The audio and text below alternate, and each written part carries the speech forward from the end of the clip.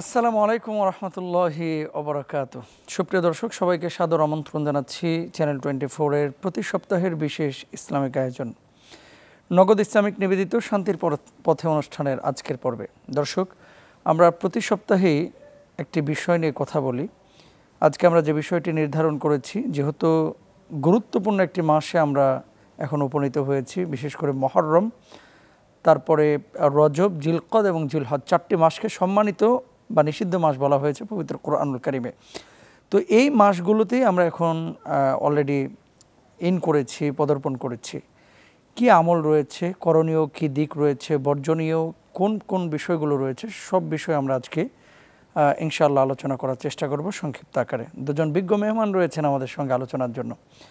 প্রথমে যিনি রয়েছেন খ্যাতিমান মুফাসসিরে কোরআন, লেখক, গবেষক, Dhaka new market city complex জামে মসজিদের সম্মানিত খতিব, বাংলাদেশ ইমাম সমিতির সম্মানিত চেয়ারম্যান মোহতারাম হাফিজ মাওলানা লুৎফর রহমান। আসসালামু আলাইকুম ওয়া রাহমাতুল্লাহি ওয়া বারাকাতুহু। ওয়ালাইকুম আসসালাম, কেমন আছেন? আলহামদুলিল্লাহ। আমাদের সঙ্গে আরও রয়েছেন পরিচিত মুখ, বিজ্ঞ আলেমে দ্বীন, মিশরের আল আজহার বিশ্ববিদ্যালয় থেকে কোরআনিক সায়েন্সের উপরে উচ্চতর ডিগ্রি প্রাপ্ত সম্মানিত শেখ হজরত মাওলানা আল্লামা সাদিকুর রহমান আল আজহারি। আসসালামু আলাইকুম রহমতুল্লাহি ওয়া বারাকাতুহু। ওয়ালাইকুম আসসালাম। শেখ, ভালো আছেন আপনি? আলহামদুলিল্লাহ, জাযাকুমুল্লাহ। আপনি কেমন আছেন? আলহামদুলিল্লাহ। আমরা চলে যাচ্ছি আমাদের সম্মানিত শেখের কাছে। প্রথমে গুরুত্বপূর্ণ যে বিষয়টি, নিষিদ্ধ মাস বা সম্মানিত মাসগুলো নিয়ে আমরা অনেক কথা শুনি। এই 4টি মাস মুহররম, রজব, জিলকদ, জিলহজকে নিষিদ্ধ বা সম্মানিত মাস কেন বলা হয়, যদি বলতেন মোহতারাম। বিসমিল্লাহির রহমানির রহিম, নাহমাদুহু ওয়া নুসাল্লি আলা রাসূলিল কারীম, আম্মা বাদ। ধন্যবাদ। 4টি মাস অত্যন্ত গুরুত্বপূর্ণ। আল্লাহ সুবহানাহু ওয়া তাআলা পৃথিবীর শুরু থেকে একেবারে সর্বপ্রথমই এই 12টি মাস নির্ধারণ করেছেন। ইন্না ইদ্দাতাশ শুহুরি ইনদাল্লাহি 12 শাহরা। তো শুরু থেকে আল্লাহ রাব্বুল আলামিন 12টা মাস নির্ধারণ করেছেন, 12টি মাস আল্লাহ পাক দিয়েছেন। এর মধ্যে 4টি মাস হচ্ছে গুরুত্বপূর্ণ এই দিক থেকে যে 4টি মাসের আলাদা আলাদা বৈশিষ্ট্য রয়েছে। এই 4টি মাসে আল্লাহ রাব্বুল আলামিন পৃথিবীর সেই সময় সবচেয়ে আরব দেশে গোত্রে গোত্রে বিশেষ করে যুদ্ধ লেগে থাকতো। একটি দেশ আর একটি দেশ, একটি সম্প্রদায় আর একটি সম্প্রদায়। আল্লাহ রাব্বুল আলামিন এই 4টি মাসের 4টি বিভিন্ন বৈশিষ্ট্যের উপরে লক্ষ্য রেখে এর ফজিলতকে মানুষের সামনে উপস্থাপন করে আল্লাহ কড়া নির্দেশনা দিলেন যে এই 4 মাসে অন্তত তোমরা যুদ্ধ বিগ্রহ করতে পারবে না। এই 4টি মাস তোমাদের জন্য ইবাদতের, হজের মৌসুমে গোটা বিশ্ব থেকে সেখানে মানুষ উপস্থাপন করবে। এইভাবে করে আল্লাহ রাব্বুল আলামিন প্রত্যেকটা মাসের আলাদা আলাদা বৈশিষ্ট্য উপস্থাপন করেছেন। সেজন্য কোরআনুল কারিমের মধ্যে আল্লাহ পাক পরিষ্কার করে বলেছেন যে এই 4 মাস হচ্ছে স্বতন্ত্র, এই 4 মাস হচ্ছে একটি পুত পবিত্র, এই 4টি মাস হচ্ছে তোমাদের জন্য একটি বরকতময়। এই মাসের মর্যাদা তোমরা পরিপূর্ণভাবে দিবে এবং কোনোভাবে মর্যাদাকে অক্ষুণ্ণ করবে না, মর্যাদাকে ক্ষুণ্ণ করবে না। এবং তোমরা সকলে এই মাসের উপরে ভিত্তি করে, এই মাসের মধ্যে একটা বড় বৈশিষ্ট্য হচ্ছে মানুষকে ঐক্যবদ্ধ হওয়ার বড় একটা মেসেজ রয়েছে এই মাসগুলির মধ্যে। সুতরাং আমরা এই মাসটিতে যাতে করে কোনো ধরনের কোনো অনিসলামিক কার্যক্রম বা যুদ্ধ বিগ্রহ বা ঝগড়া ফাসাদ, এই যে যত ধরনের পৃথিবীর বিপর্যয়ের যে কারণগুলি রয়েছে সেগুলি যাতে করে সংগঠিত না হয়, এই বিষয়টি আল্লাহ রাব্বুল আলামিন দিক নির্দেশনা দিয়েছেন। এর মধ্যে মুহররম মাসটির কথা আপনি প্রথম যে উল্লেখ করেছেন, মুহররম মাসে আমরা স্মরণে আসলেই কিন্তু কারবালার কথা মনে পড়ে এবং আমরা সবসময়ের জন্য একটা জিনিস মনে করি যে মুহররম মাসই মনে হয় কারবালার প্রান্তে যে যুদ্ধ সংঘটিত হয়েছিল, এই কারণে গুরুত্বপূর্ণ। হ্যাঁ, সেই আসলে বিষয়টি তা না।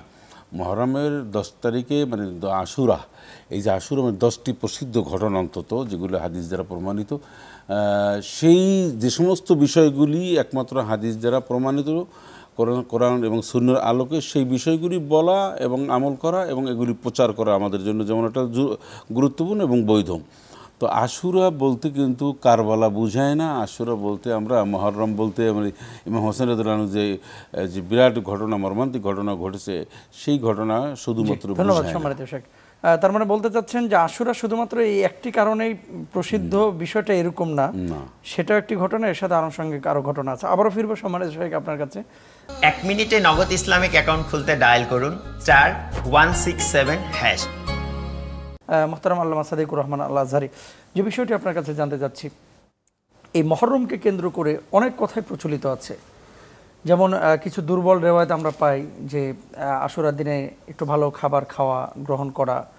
মহরমের রোজার ব্যাপারে আমরা একটা কথা পাই, আসলে কোন আমলগুলো আমরা এই মহরমে খেয়াল করব, যেগুলো আমরা করবো আর কি কার্যক্ষেত্রে বাস্তবায়িত করবো? আগে আমলগুলো যদি আপনি বলতেন, এরপর আমরা বর্জনীয় দিক নিয়ে কথা বলবো। জাযাকুমুল্লাহু খায়রান। আমরা যদি প্রথমে আমলের দিকটা দেখি, হাদিস থেকে যেটা পাওয়া যায় যে লাম্মা কাদিমান নবী সাল্লাল্লাহু আলাইহি সাল্লাম ফিল মাদিনা, নবীজি যখন মদিনাতুল মুনাওয়ারায় গেলেন, সেখানে ফাওয়াজাদু ফিহা বিউনাসিম মিনান নাস, কিছু মানুষকে পেলেন যারা রোজা রাখতেছিল। তো নবীজি সাল্লাল্লাহু আলাইহি সাল্লাম খুব অবাক হয়ে গেলেন যে হঠাৎ করে এই সময় রোজা রাখার অর্থ কী। তাদেরকে যখন প্রশ্ন করা হলো যে এটা কিসের রোজা, তখন তাদের বক্তব্য ছিল যে এই দিবসটা হচ্ছে এমন একটি দিবস যে দিবসে আল্লাহ রাব্বুল আলামিন নবী মূসা আলাইহিস সালাতু ওয়াস সালামকে মুক্তি দিয়েছিলেন। ওয়া গররাকা ফিহা ফিরাউন ওমান মাআহু, ফেরাউন এবং তার সঙ্গে যারা ছিল তাদেরকে এই সময় ডুবিয়ে মারা হয়, এজন্য আমরা রোজা রাখি। এবং নূহ আলাইহিস সালাতু ওয়াস সালামের সাফিনা, ওয়াস্তাওয়াত সাফিনাতু নূহ ফিল জুদি, হাদিসের মধ্যে আসছে যে নূহ আলাইহিস সালাতু ওয়াস সালামের নৌকাটা জুদি নামক যে পাহাড়টি রয়েছে সেই পাহাড়ে যখন থেমে যায় দীর্ঘ প্লাবনের পরে, এই থেমে যাওয়ার কারণে নূহ আলাইহিস সালাতু ওয়াস সালাম আল্লাহর কাছে শুকরিয়া আদায় করে নূহ আলাইহিস সালাম রোজা রেখেছিলেন। এবং মূসা আলাইহিস সালাতু ওয়াস সালামও ফেরাউনের হাত থেকে মুক্তি পাওয়ার কারণে রোজা রেখেছিলেন। তো নবীজি সাল্লাল্লাহু আলাইহি সাল্লামকে যখন ইহুদিরা এই কথাটা বললেন, তিনি বললেন আনা হাক্কু বি মূসা, মূসা আলাইহিস সালাতু ওয়াস সালামের দিক থেকে আমি অধিক বেশি তোমাদের চাইতে প্রণিধানযোগ্য। মূসা আলাইহিস সালাতু ওয়াস সালাম যেহেতু শুকরিয়া আদায় করে রোজা রেখেছে, নূহ আলাইহিস সালাতু ওয়াস সালাম যেহেতু রোজা রেখেছে, আমি নবীও এখন থেকে রোজা রাখবো। আমার রাসূলুল্লাহ সাল্লাল্লাহু আলাইহি সাল্লাম বিসাউম, নবীজি সাল্লাল্লাহু আলাইহি সাল্লাম অর্ডার করলেন যাতে করে আমরা রোজা রাখি। সেখান থেকে মুসনাদে আহমদের এই হাদিস, এটা এত গুরুত্বপূর্ণ ছিল যে রমাদানের রোজা ফরজ হওয়ার আগে এটা একেবারে ফরজের মতো আবশ্যকীয় রোজাই ছিল, সবাই আগ্রহ ভরে রাখতো। এক্ষেত্রে নবীজি সাল্লাল্লাহু আলাইহি সাল্লাম যেটা বললেন যে তোমরা কোনোভাবেই ইহুদিদেরকে অনুসরণ করবে না, তোমরা হয় কবলাহু ইয়াউম আও বা'দাহু ইয়াউম, আগে একটা দিন বেশি রাখো অথবা পরে একটা দিন বেশি রাখো। খলিফুল মাজুস খলিফুল ইয়াহুদ, ইহুদিদেরকে এক্ষেত্রে তাদের আমল থেকে আমাদের আমল যেন কোনোভাবে মিলে না যায়, এজন্য নবীজি সাল্লাল্লাহু আলাইহি সাল্লাম প্রথমেই রোজার কথা বললেন।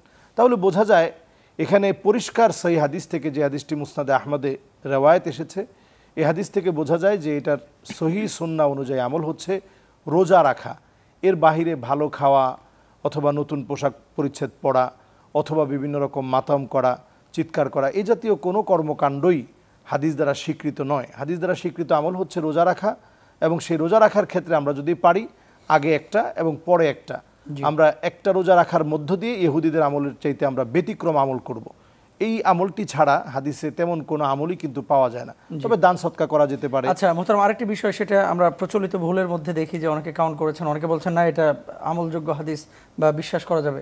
এই দিনেই দুনিয়া সৃষ্টি হয়েছে, এই দিনে দুনিয়াকে ধ্বংস করা হবে, এই দিনেই ইউনুস নবীকে মাছের পেট থেকে বের করা হয়েছে, এরকম প্রায় 8-10টা পয়েন্ট নিয়ে কথা বলা হয়, যেগুলো অধিকাংশ ইসলামিক স্কলাররা দুর্বল রেওয়ায়েত বলে থাকেন। এ ব্যাপারে আপনার বক্তব্য কি? জি, যেমন ইব্রাহিম আলাইহিস সালাতু ওয়াস সালামকে আগুন থেকে উনি মুক্তি পেয়েছিলেন, এটাও সবাই বলে যে আশুরাতেই এটা হয়েছে, তবে এগুলো কোনোটাই শক্তিশালী রেওয়ায়েত দিয়ে এটা পাওয়া যায় না। যেমন আদম আলাইহিস সালাতু ওয়াস সালাম, তিনি আম্মাজান হাওয়া আলাইহিস সালাতু ওয়াস সালামকে তিনি পেয়েছিলেন।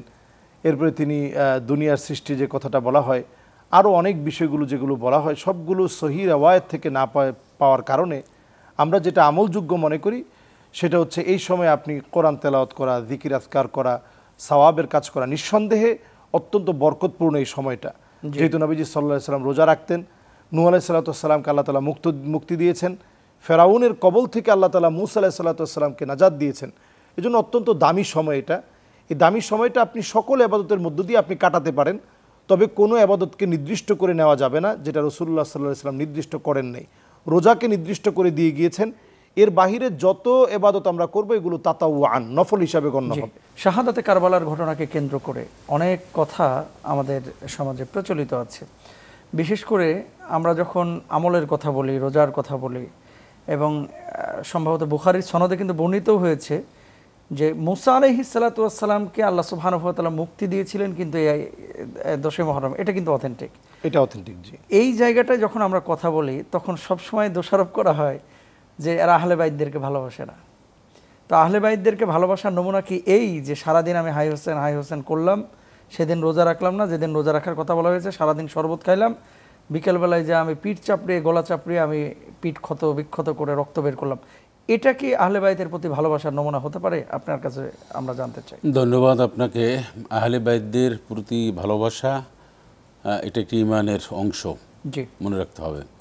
আহলে বাইত যারা ছিলেন নিশ্চয়ই সকলেই জান্নাতি, এবং তারা আমাদের কোরআনুল কারিমের মধ্যেও তাদের প্রশংসা করা হয়েছে সূরা আহজাবের মধ্যে, ইউরিদুল্লাহু লিইউযহিবা আনকুমুর রিজসা আহলাল বাইত ওয়া ইউতাহহিরাকুম তাতহীরা।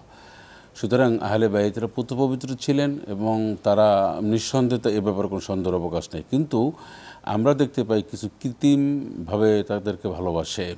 আহলে বাইতদের ভালোবাসার মানে এই নয় যে তাদের জীবন অনুসরণ না করে আহলে বাইতদের যে আদর্শ ছিল সেই আদর্শর পথে না চলে মন গড়া মুখে নিজেকে নিজে প্রকাশ করা কোনো কিছুর মাধ্যমে, সেটা নিজের শরীর থেকে রক্ত বের করা, তারপর চাকু দিয়ে বা অন্য কোনো দিয়ে শরীরকে আঘাত করা, বা হাই হোসেন বলে তাজিয়া মিছিল করা, এই যে নানান পথ, এটা আহলে বাইতদের প্রকৃতপক্ষে ভালোবাসা, আর এটা দৃষ্টান্ত হতে পারে না। আমরা আহলে সুন্নাত ওয়াল জামাত এই ব্যাপারে সন্দেহের কোনো অবকাশ নেই। আহলে বাইতদের প্রতি রয়েছে আস্থা, তাদের প্রতি রয়েছে বিশ্বাস। আল্লাহুম্মা সাল্লি আলা মুহাম্মদ ওয়া আলা আলি মুহাম্মদ, এটা আমাদের হৃদয়ের কথা এবং এটাই আমরা বলি। মুহাম্মদ সাল্লাল্লাহু আলাইহি ওয়াসাল্লামের উপরে যেমনিভাবে আমরা দরুদ শরীফ পড়ি এবং আহলে বাইতদের প্রতিও আমরা সেভাবে সম্মান শ্রদ্ধা সেভাবেই আমরা সালাম পেশ করি। সুতরাং যারা আহলে বাইতদেরকে, কিছু মানুষ আছে একটা সম্প্রদায়, ওনারা যদি আহলে বাইতদেরকে ভালোবাসে আর যা কিছু করে এর মধ্যে সীমাবদ্ধ থাকে, তাহলে আর আমাদের সমস্যা নেই। এই জন্য যে তারা চিহ্নিত যে একটা বেদাতি, তারা চিহ্নিত যে শিরকি। আমরা যারা আহলে সুন্নাত ওয়াল জামাত, আমরা যারা কোরআন এবং সুন্নাহকে অনুসরণ করি, আমাদের ভিতরে কোনোভাবেই বেদাত স্পর্শ করতে পারবে না, বেদাত এটা অনুপ্রবেশ করতে পারবে না, শিরকি করতে পারবে না। কিন্তু এটার জন্য একটা গোষ্ঠী রয়েছে, আলাদা রয়েছে। এই যে এখন এই ইমাম বাড়ায় যেগুলি, এখন তারা এটা খুব রমরমা একটা অবস্থা। হ্যাঁ, আমাদের মসজিদ 5 ওয়াক্ত, আল্লাহ 30 দিন, আর ইমাম বাড়াগুলি যেগুলি রয়েছে সেগুলি দেখবেন এখন পুলিশি প্রহারা চলছে, তারপর দিনরা সেখানে নানান ধরনের ঢাকঢোল, হাই হোসেন আলী ফাতেমা, এই হাসান হোসেন আলী ফাতেমা এইগুলি তাদের নাম নিয়ে জিকির করো তুমি, অথচ তোমার নামাজ নাই, কালাম নাই, ব্যবসা বাণিজ্যের মধ্যে ইসলাম নাই। ফাতেমা রাদিয়াল্লাহু তাআলা আনহা যে আদর্শ ছিলেন, হাসান হোসেনের যে আদর্শ ছিল, আলী রাদিয়াল্লাহু তাআলা আনহুর যে প্রজ্ঞা ছিল, এই প্রজ্ঞা জীবনের কোথাও আমরা অ্যাপ্লাই করছি না, কোথাও আমরা ফলো করছি না, কোথাও আমরা প্রতিষ্ঠা করছি না, শুধু আলী আর আলী বলছি। এটা এক ধরনের বেদাতি। হ্যাঁ, আলী মাওলা বলে আমরা জিকির করছি, তার নামে গান প্রেরণ করছি। কিন্তু আলী রাদিয়াল্লাহু তাআলা আনহু যে যুদ্ধের ময়দানে গিয়েছেন, তিনি যে নিজে না খেয়ে অন্যকে খাওয়াইছেন, তিনি যে রাসূলুল্লাহর একনিষ্ঠ একজন পিওর সাহাবী ছিলেন, জামাই ছিলেন, সব মিলিয়ে তার আদর্শ আমরা গ্রহণ করি। ধন্যবাদ মোহতারাম, আবারও ফিরবো ইনশাআল্লাহ। সম্মানিত শেখ সাদিকুর রহমান আল আজহারী, আমরা করণীয় দিক শাহাদাতে কারবালাকে কেন্দ্র করে আমাদের করণীয় কি? যেমন হযরত হুসাইন রাদিয়াল্লাহু তাআলা আনহুর শাহাদাতকে কেন্দ্র করে অনেকে অনেক ধরনের আয়োজনগুলো করে, আমরা কোনো আয়োজন করতে পারি কিনা? যদি করতে পারি তাহলে এটার সীমারেখা বা আপনার সিস্টেমটা কি হবে? আর যদি করতে না পারি তাহলে আসলে করবোটা কি? 1 মিনিটে নগদ ইসলামিক অ্যাকাউন্ট খুলতে ডায়াল করুন *167#। আপনি এই শাহাদাতে কারবালা বিষয়টা নিয়ে যদি বলেন। শাহাদাতে কারবালা এটি আমাদের ইতিহাসের এক অবিচ্ছেদ্য অংশ এবং সবচেয়ে মর্মান্তিক একটা অংশ। এটা যে নবী পরিবারের উপরে যে জুলম হয়েছে, এ বিষয়টা আসলে অন্তত হুসাইন রাদিয়াল্লাহু তাআলা আনহুর যে আত্মত্যাগ আর যে কোরবানি ছিল, হকের পক্ষে তিনি যে বলিয়ান ছিলেন, বলিষ্ঠভাবে তিনি যে মোকাবেলা করার চেষ্টা করেছিলেন, এই বিষয়গুলো তুলে ধরার জন্য আমরা যদি আলোচনা করি, সেমিনার করি, অথবা এ বিষয়ে যদি কোনো মাহফিল হয়, এগুলোতে আমাদের কোনো আপত্তি নেই এবং শরীয়তেরও কোনো আপত্তি নেই। কিন্তু আপত্তির যেই জায়গাটা তৈরি হয় সেটা হচ্ছে, আমরা দেখি অনেক সময় এই কথা বলতে বলতে এত এক্সট্রিম পর্যায়ে আমরা চলে যাই, আমরা মুআবিয়া রাদিয়াল্লাহু তাআলা আনহুকে কখনো কখনো গালিগালাজ করে থাকি। দেখুন, মুআবিয়া রাদিয়াল্লাহু তাআলা আনহুকে সর্বপ্রথম কারা গালিগালাজ করেছে? সর্বপ্রথম ইহুদিরা মুআবিয়া রাদিয়াল্লাহু তাআলা আনহুকে গালিগালাজ করেছে এই অর্থে যে তিনি কাতেবে ওয়াহি ছিলেন, আর কাতেবে ওয়াহিকে যদি দোষারোপ করা যায় তাহলে কোরআনকে কোনো না কোনোভাবে কোরআনকে দোষারোপ করা হয়। এই লক্ষ্যেই কিন্তু তারা মুআবিয়া রাদিয়াল্লাহু তাআলা আনহুকে গালিগালাজ করার একটা পথ বের করেছে। আমাদের কিছু ভাইয়েরা না বুঝেই তারা হোসেন রাদিয়াল্লাহু তাআলা আনহুর প্রতি মহাব্বত দেখিয়ে আলী রাদিয়াল্লাহু তাআলা আনহুর প্রতি মহাব্বত দেখানোর পাশাপাশি মুআবিয়া রাদিয়াল্লাহু তাআলা আনহুকে গালিগালাজ করে। অথচ নবীজি সাল্লাল্লাহু আলাইহি ওয়াসাল্লাম দোয়া করেছেন, আল্লাহুম্মা আল্লিমহুল ইলমা ওয়াল হিকমা ওয়াল হিসাব ওয়াকিহিল আযাব।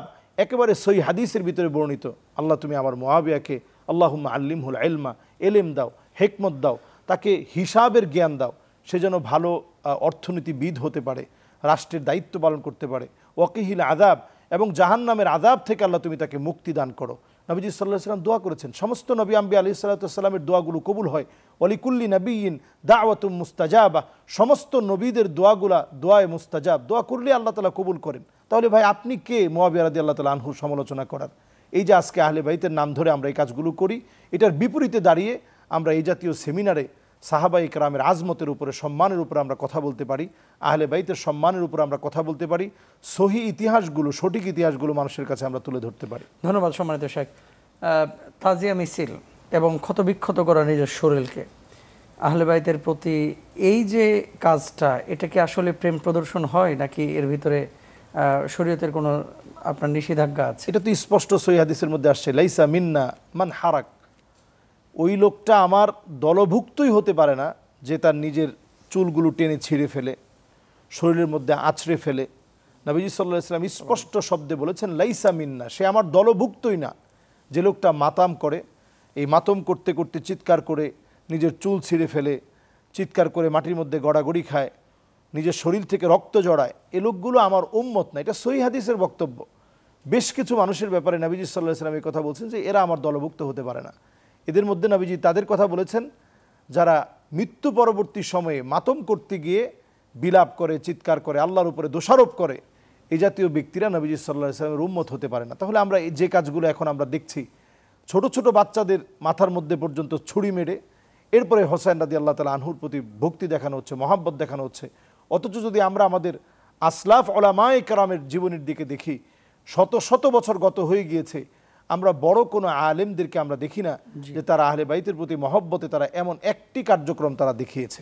তো মহব্বতের বহিঃপ্রকাশের আপনার মানে মহব্বতের বহিঃপ্রকাশের নমুনাই হচ্ছে, মহব্বতের বহিঃপ্রকাশের নমুনাই হচ্ছে তাদের নমুনায় চলা। তারা যেভাবে সত্য গ্রহণে নিজের জীবনকে বিলিয়ে দিয়েছে, যারা সত্য গ্রহণে নিজের জীবন বিলিয়ে দিবে, তারাই আহলে বাইতের প্রতি সবচেয়ে বড় মহব্বত দেখালো। যারা হুসাইন রাদিয়াল্লাহু তাআলা আনহুর মতো নিজেকে গোরাবা বানিয়েছে, ব্যতিক্রম ধর্মী বানিয়েছে, তিনি পারতেন উনি ওনার শান শৌকত নিয়ে তিনি সেই সময়ে যে শান শৌকতে ছিলেন সেখানে তিনি থাকতে পারতেন, কিন্তু বারবার কুফাবাসীর চিঠির কারণে তিনি জানা সত্ত্বেও যে এখানে গেলে আমার বড় ধরনের বিপদ হতে পারে, তারপরেও মানুষের বিপদে তিনি চলে আসলেন। বাদা আল ইসলামু গরিবান ওয়াসায়াউদু গরিবান তুবা লিল গোরাবা, ব্যতিক্রমদেরকে দিয়ে আল্লাহ তাআলা দিন প্রতিষ্ঠা করেছেন। এটা এই যে কারবালার প্রান্তের এই মর্মান্তিক ঘটনা, এটা কিন্তু দিন প্রতিষ্ঠা হওয়ারই একটা আল্লাহ রাব্বুল আলামিনের পক্ষ থেকে একটা নিদারুণ সিদ্ধান্ত, এটা যে এইভাবেই একসময় আবার দিন বিজয়ী হবে, এইভাবেই দিন বিজয়ী হবে। দেখুন আজকে এজিদ এবং তার সাথে যারা ছিল, জিয়াদ সহ সবার নাম পৃথিবী থেকে নিশ্চিহ্ন হয়ে গিয়েছে। আজকের এই প্রোগ্রামেও হোসেন রাদিয়াল্লাহু তাআলা আনহুর সেই প্রাণবন্ত জীবন, ওনার জীবন উৎসর্গ করা, শহীদ হওয়ার এই ঘটনাগুলো নিয়ে কথা হচ্ছে। এটাই অনুসরণীয়, অনুকরণীয়, এটাই মহাব্বত। শুকরান জাযাকাল্লাহ সম্মানিত শেখ, এবং আপনাদের উভয়কে আল্লাহ তাআলা উত্তম প্রতিদান দান করুন। খুব গুরুত্বপূর্ণ বিষয় আমাদের সামনে তুলে ধরেছেন। হাইয়াকুমুল্লাহ। প্রিয় দর্শক, আপনারা দেখছিলেন আপনাদের প্রিয় অনুষ্ঠান নগদ ইসলামিক নিবেদিত শান্তির পথে। শাহাদাতে কারবালা, মুহররম, রজব, জিলকদ, জিলহজ, আসলে 4টি সম্মানিত মাস আল্লাহ সুবহানাহু ওয়া তাআলা আমাদেরকে দিয়েছেন, নিষিদ্ধ মাস। এই মুহররম মাসটা খুব গুরুত্বপূর্ণ মাস। হিজরি সনের যে বিষয়টা আমরা অনেকে কিন্তু খেয়াল করি না, ইংরেজি তারিখ বাংলা তারিখ আমরা মনে করি এবং এটা গণনায় রাখি। হিজরি সনটা আমাদের গণনায় রাখা উচিত। আর শাহাদাতে কারবালাকে কেন্দ্র করে আমরা যে সমস্ত আয়োজনগুলো করি, এই আয়োজনগুলো বিশেষ করে রক্ত বের করা, শরবত বিতরণ করা, রাত্রিবেলায় ডেকের পরে ডেক খিচুড়ি রান্না করে বিতরণ করা, মানুষকে খাওয়ানো ভালো, কিন্তু আপনি যে কাজটা করতেছেন এটা সুন্নাহের ফ্রেমের মধ্যে আছে কিনা এটা আমাদেরকে খেয়াল করতে হবে। আল্লাহ বুঝদান করুক। আসসালামু আলাইকুম ওয়া রাহমাতুল্লাহি ওয়া বারাকাতুহু।